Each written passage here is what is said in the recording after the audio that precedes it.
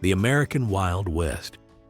The name alone conjures images of dusty towns, heroic lawmen, and showdowns at high noon. But much of what we think we know comes from sensational dime novels and Hollywood movies. The real cowboy era was a surprisingly short 30-year span, from about 1865 to 1895, a time of incredible change and conflict. The stories were often exaggerated, but the dangers were very real. In a land where law was often miles away, a man's survival frequently depended on the tool he carried on his hip or in his saddle scabbard. These weren't just tools of wood and steel, they were instruments of power, fear, and legend.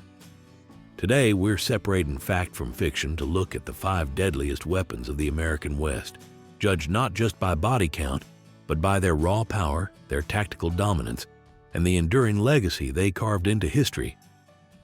Number 1. The Colt Single Action Army, the Peacemaker.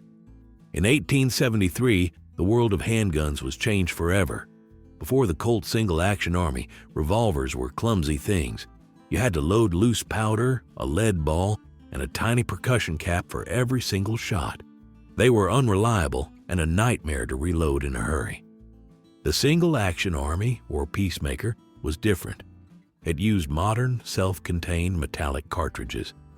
This made it faster, more reliable, and far more resistant to bad weather. Its design was brilliantly simple and tough as nails.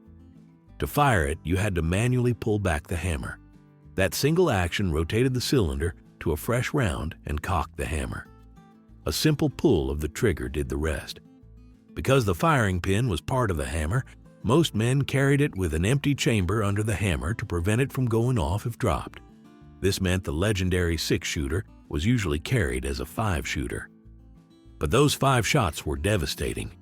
The standard .45 Colt cartridge fired a heavy lead bullet that could stop a man or even his horse dead in its tracks.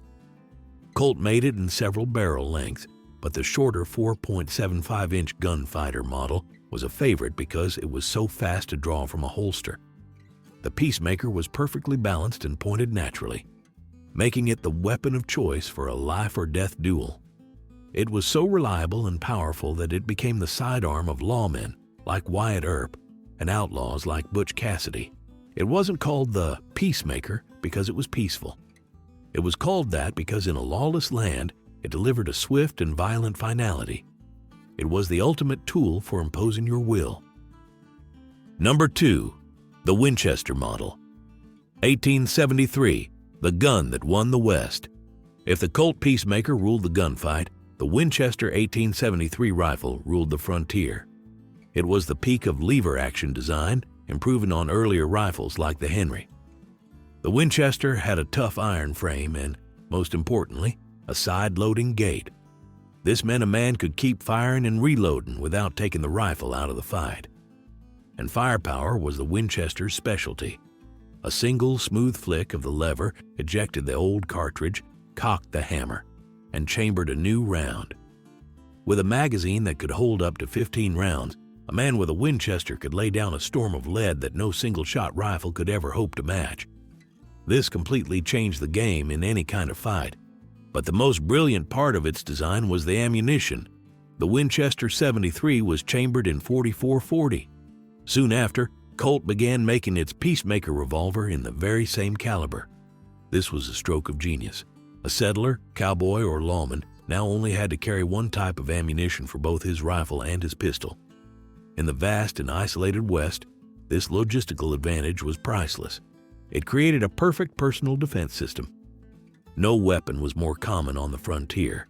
It was used by everyone, from settlers and cowboys to the Texas Rangers and outlaws like Billy the Kid.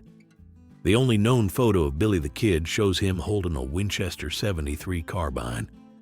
The rifle's famous nickname, the gun that won the West, might be an exaggeration, but it speaks to the truth. For thousands of people trying to survive on the frontier, the Winchester 73 was the most indispensable tool they owned. Number 3, the double-barreled shotgun, the street howitzer. For sheer terrifying power at close range, nothing could touch the double-barreled shotgun. There wasn't one specific brand. The coach gun was any big 10 or 12 gauge shotgun that had its long barrels cut down to a more handy 18 or 20 inches. This made it perfect for tight spaces, like the inside of a stagecoach or behind a saloon bar.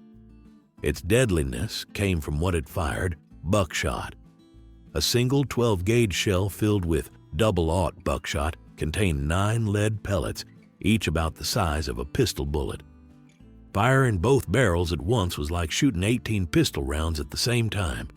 The blast was so devastating and the spread so wide that precise aiming wasn't necessary. You just had to point it in the general direction of a threat. The psychological impact was enormous. The sight of those 2 huge dark muzzles pointed at you was often enough to make any bandit rethink his life choices. This is why it was the chosen weapon for guards protecting Wells Fargo shipments on stagecoaches and trains. The guard sitting next to the driver with one of these across his lap is exactly where we get the saying, "riding shotgun." The shotgun was also the great equalizer. It took time and practice to become a skilled pistolero, but almost anyone, no matter their skill or size, could unleash the shotgun's destructive power. This is what made it so terrifying. Doc Holliday famously used a 10-gauge shotgun during the gunfight at the OK Corral, killing a man with a single blast. It was also the preferred tool of cold-blooded assassins like Deacon Jim Miller, who could ambush a target and guarantee a kill with one brutal, close-range attack. If you're enjoying this look back at the real weapons of the Old West, be sure to hit that like button, subscribe to the channel, and ring the notification bell so you don't miss our next video. Number 4. The Sharps Model 1874, the Buffalo Rifle. While the shotgun dominated close quarters, the Sharps rifle was the king of long distance. This was a single-shot rifle, but it was built like a cannon. Its falling block action was incredibly strong, allowing it to handle some of the most powerful black powder cartridges ever made. These rifles were built for one thing: extreme accuracy at incredible ranges. They had long, heavy octagonal barrels and sophisticated sights that allowed a skilled marksman to hit targets that were 1,000 yards away or more. Many had double-set triggers, where pulling the back trigger would set the front one to a hair-light touch, ensuring the rifle didn't move an inch when the shot was fired. The true power of the Sharps came from its ammunition. It was chambered for massive rounds like the famous 50-90 Sharps, also known as the Big 50. This cartridge fired a huge lead bullet that could bring down the largest animal in North America, the American bison. And that was its primary, deadly purpose. The Sharps rifle was the main tool used by commercial buffalo hunters who, in just a few years, drove the bison to the brink of extinction. A hunter could find a good spot hundreds of yards from a herd and, with the Sharps, kill dozens of animals before they even knew what was happening. This slaughter had a second purpose. The U.S. Army knew that the Plains Indian tribes depended on the buffalo for their way of life. By encouraging the slaughter, the government was destroying the resource base of its enemies, a strategy that proved devastatingly effective. In this role, the Sharps wasn't just a rifle, it was an instrument of annihilation.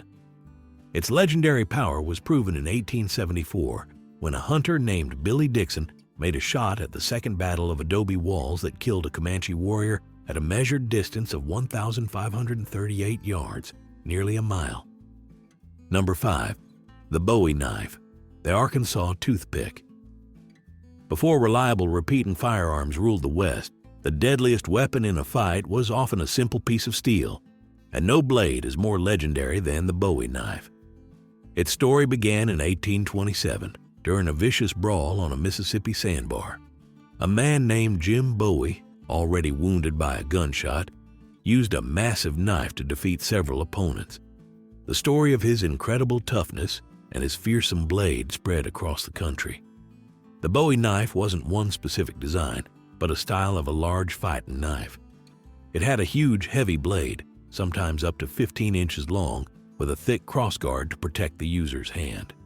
Its most famous feature was the clip point, a curved, sharp tip that made it a brutally effective stabbing weapon.